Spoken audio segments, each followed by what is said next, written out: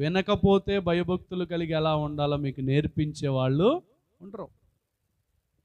కనుక మందిరానికి రావాలి, కనుక సహవాసంలోనికి రావాలి, కనుక క్రమం తప్పకుండా ఆరాధనలో పాల్గొని వాక్యము వినాలి. వినడం వల్ల ఏం జరుగుతుందంటే ప్రియమైన దేవుని బిడ్డలారా, ఇక్కడ స్పష్టంగా రాస్తా ఉన్నాడు, యెహోవా యందలి భయభక్తులు కలిగి ఉండుట ఎట్టిదో వినుట వలన నువ్వు నేర్చుకుంటావంట. దేవునికి స్తోత్రం కలుగును గాక.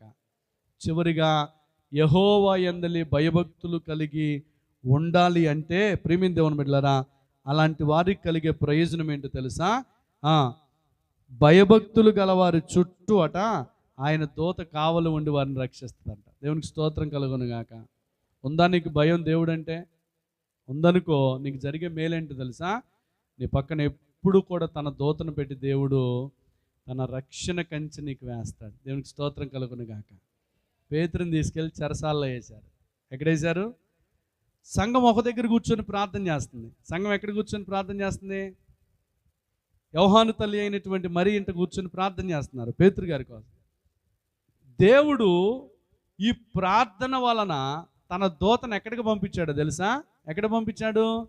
చెరసాలలోకి పంపించాడు.